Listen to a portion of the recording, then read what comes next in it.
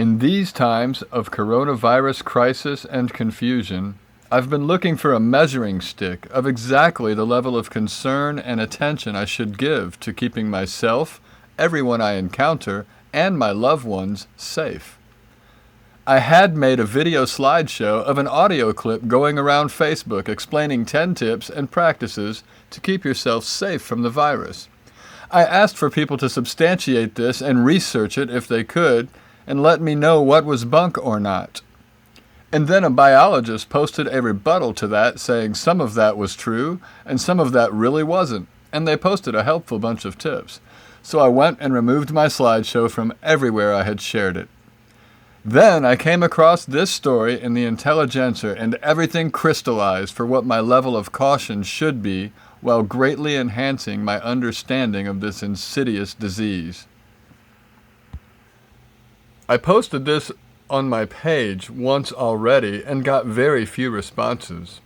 Then yesterday I posted it in my comments of a post about the president's awful handling of the virus pandemic response, where everybody was really happy to make comments on that topic and dutifully pointing out how wrong some people are on the internet, but only one person of dozens reacted to this article, which I had again posted. If people haven't seen this article, it's well worth the read. I would even say essential, as it was so eye-opening for me. You will totally gain a greater human perspective on how infectious and deadly and easy to spread this contagion really is. Seriously, it doesn't take that long, and I would feel a lot better knowing my friends and family had grasped the gravity that this story imparts. And it's really a good story. The story of a coronavirus. How the coronavirus could take over your body before you ever feel it. By Jeff Wise. March 18th, 2020. You call a friend to arrange to meet for lunch. It's unseasonably spring-like, so you choose a place with outdoor seating, which seems like it should be safer. As usual, you take all reasonable precautions. You use hand sanitizer, sit a good distance from other customers, and try to avoid touching your face, though the last part is hard. A part of you suspects that this whole thing might be overblown. What you don't know is that 10 days ago, your friend's father was a guest of his business partner at the university club, where he caught the novel coronavirus from the wife of a cryptocurrency speculator. 3 days after that, he coughed into his hand before opening the door of his apartment to welcome his son home. The saliva of COVID-19 patients can harbor 500 billion virus particles per teaspoon, and a cough aerosolizes it into a diffuse mist. As your friend walked through the door, he took a breath and 32,456 particles settled onto the lining of his mouth and throat. Viruses have been multiplying in his body ever since, and as he talks, the passage of his breath over the moist lining of his upper throat creates tiny droplets of virus-laden mucus that waft invisibly into the air over your table. Some settle on the as-yet uneaten food on your plate, some drift onto your fingers, others are drawn into your nasal sinus or settle into your throat. By the time you extend your hand to shake goodbye, your body is carrying 43,654 virus particles. By the time you're done shaking hands, that number is up to 312,405. One of the droplets gets drawn into the branching passages of your lungs and settles on the warm, wet surface, depositing virus particles into the mucus coating the tissue. Each particle is round and very small. If you magnified a human hair so that it was as wide as a football field, the virus particle would be 4 inches across. The outer membrane of the virus consists of an oily layer embedded with jagged protein molecules called spike proteins. These stick out like the protrusions on a knobby ball chew toy. In the middle of the virus particle is a coiled strand of RNA, the virus's genetic material, the payload.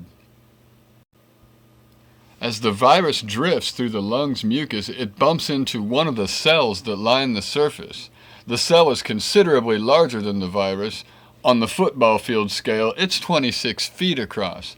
1 billion years of evolution have equipped it to resist attackers, but it also has a vulnerability, a backdoor. Protruding from its surface is a chunk of protein called angiotensin converting enzyme 2 or ACE2 receptor. Normally, this molecule plays a role in modulating hormone activity within the body. Today, it's going to serve as an anchor for the coronavirus.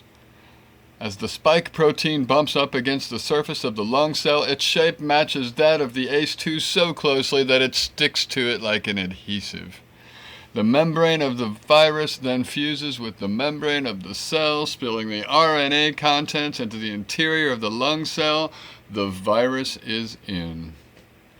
The viral RNA gets busy. The cell has its own genetic material, DNA, that produces copied fragments of itself in RNA form. These are continuously copied and sent out into the main body of the cell, where they provide instructions for how to make the proteins that carry out all the functions of the cell. It's like Santa's workshop, where the elves dutifully hammering out the toys on Santa's instructions are complexes of RNA and protein called ribosomes. As soon as the viral RNA encounters a ribosome, that ribosome begins reading it and building viral proteins. These proteins then help the viral RNA to copy itself, and these copies then hijack more of the cell's ribosomes. Other viral proteins block the cell from fighting back. Soon the cell's normal business is completely overwhelmed by the demands of the viral RNA, as its energy and machinery are occupied with building the components of countless replica viruses. As they are churned out, these components are transferred on a kind of cellular conveyor belt toward the surface of the cell. The virus membrane and spike proteins wrap around RNA strands and a new particle is ready. These collect in internal bubbles called vesicles that move to the surface, burst open, and release new virus particles into your body by the tens and hundreds of thousands. Meanwhile, spike proteins that haven't been incorporated into new viruses embed themselves directly into the host cell's membrane so that it latches onto the surface of an adjacent cell like a pirate ship lashing itself to a helpless merchantman. These two cells then fuse and a whole host of viral RNA swarms over to the new host cell. All up and down your lungs, throat and mouth, the scene is repeated over and over and over as cell after cell is penetrated and hijacked. Assuming the virus behaves like its relative, SARS, each generation of infection takes about a day and can multiply the virus 1,000,000-fold. The replicated viruses spill out into the mucus, invade the bloodstream, and pour through the digestive system. You don't feel any of this. In fact, you still feel totally fine. If you have any complaint at all, it's boredom. You've been a dutiful citizen, staying at home to practice social distancing, and after 2 days of binging on the Fast and Furious franchise, you decide that your mental health is at risk if you don't get outside. You call up an ex, and she agrees to meet you for a walk along the river. You're hoping that the end of the world zeitgeist might kindle some afternoon recklessness, but the face mask she's wearing kills the vibe. Also, she tells you that she's decided to move in with a guy she met at Landmark. You didn't even know she was into Landmark.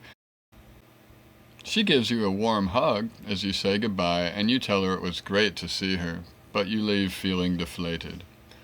What she doesn't know is that an hour before, you went to the bathroom and neglected to wash your hands afterward. The invisible fecal smear you leave on the arm of her jacket contains 893,405 virus particles. 47 seconds after she gets home, she'll hang up her coat, then scratch an itch at the base of her nose, just before she washes her hands. In that moment, 9,404 viral particles will transfer to her face. In 5 days, an ambulance will take her to Mount Sinai. Like a retail chain gobbled up by private equity, stripped for parts and left to die, your infected cells spew out virus particles until they burn themselves out and expire. As fragments of disintegrated cells spread through your bloodstream, your immune system finally senses that something is wrong. White blood cells detect the fragments of dead cells and release chemicals called cytokines that serve as an alarm signal, activating other parts of the immune system to swing into action. When responding immune cells identify a cell that has become infected, they attack it and destroy it. Within your body, a microscopic battle of the Somme is raging within your immune system, leveling its Big Berthas on both enemy trenches and its own troops. As the carnage mounts, the body's temperature rises and the infected area becomes inflamed. 2 days later, sitting down to lunch, you realize that the thought of eating makes you feel nauseated. You lie down and sleep for a few hours. When you wake up, you realize that you've only gotten worse. Your chest feels tight. You've got a dry cough that just won't quit. You wonder, is this what it feels like? You rummage through your medicine cabinet in vain and ultimately find a thermometer in the back of your linen closet. You hold it under your tongue for a minute and then you read the result, 102. Fuck, you think, and crawl back into bed. You tell yourself that it might just be the regular flu, and even if worse comes to worst, you're young-ish and otherwise healthy. You're not in the high-risk group. You're right, of course, in a sense. For most people infected with the coronavirus, that's as far as it goes. With bed rest, they get better. But for reasons scientists don't understand, about 20% of people get severely ill. Despite your relative youth, you're one of them. After 4 days of raging fever and feeling sore all over, you realize that you're sicker than you've ever been in your life. You've got a dry cough that shakes you so hard your back hurts. Fighting for breath, you order an Uber and head to the nearest emergency room. You leave 376,345,090 virus particles smeared on various surfaces of the car, and another 323,443,865 floating in aerosols in the air. At the ER, you're examined and sent into an isolation ward. As doctors wait for the results of a test for the coronavirus, they administer a CT scan of your lungs, which reveals telltale ground glass opacities, fuzzy spots caused by fluid accumulating where the immune system battle is the most intense. Not only have you got COVID-19, but it's led to a kind of intense and dangerous pneumonia called acute respiratory distress syndrome, or ARDS, ARDS. With all the regular beds already occupied by many of the COVID-19 sufferers, you're given a cot in a room alongside 5 other patients. Doctors put you on an intravenous drip to supply your body with nutrients and fluids as well as antiviral medicine. Within a day of your arrival, your condition deteriorates. You throw up for several days and start to hallucinate. Your heart rate slows to 50 beats a minute. When a patient in the next room dies, doctors take the ventilator he was using and put you on it. By the time the nurse threads the endotracheal tube down your throat, you're only half conscious of the sensation of it snaking deeper and deeper towards your lungs. You just lie there as she places the tape over your mouth to keep the tube in place. You're crashing. Your immune system has flung itself into a cytokine storm, an overdrive of such intensity that it is no longer fighting just the viral infection, but the body's own cells as well. White blood cells storm your lungs, destroying tissue. Fluid fills the tiny alveolar sacs that normally let the blood absorb oxygen. Effectively, you're drowning, even with the ventilator pumping oxygen-enriched air into your lungs. That's not the worst of it. The intensity of the immune response is such that under its onslaught, organs throughout the body are shutting down, a process known as multiple organ dysfunction syndrome. MODS. M-O-D-S. When your liver fails, it is unable to process toxins out of your blood, so your doctors rush to hook you up to a round-the-clock dialysis machine. Starved of oxygen, your brain cells begin to expire. You're fluttering on the edge between life and death. Now that you slipped into MODS, your odds are 50-50 or worse, owing to the fact that the pandemic has stretched out the hospital's resources past the breaking point. Your outlook is even bleaker. Lying on your cot, you half hear as the doctors hook you up to an extracorporeal membrane oxygenation, an ECMO machine. This will take over the work of your heart and lungs and hopefully keep you alive until your body can find its way back to equilibrium. And then you are flooded with an overwhelming sense of calm. You sense that you have reached the nadir of your struggle. The worst of the danger is over. With the viral attack beaten, your body's immune system will pull back, and you'll begin the slow, painstaking journey to full recovery. Some weeks from now, the doctors will remove the tube from your throat and wheel away the ventilator. Your appetite will come back and the color will return to your cheeks. And on a summer morning, you'll step out into the fresh air and hail a cab for home. And later still, you'll meet the girl who will become your wife, and you will have 3 children, 2 of whom will have children of their own who will visit you in your nursing home outside Tampa. That's what your mind is telling itself anyway, as the last cells of your cerebral cortex burst in starburst waves like the glowing algae in a midnight lagoon. In this isolation ward, your EKG goes to a steady tone. The doctors take away the ventilator and give it to a patient who arrived this morning in the official records of the COVID-19 pandemic. You'll be recorded as victim 592.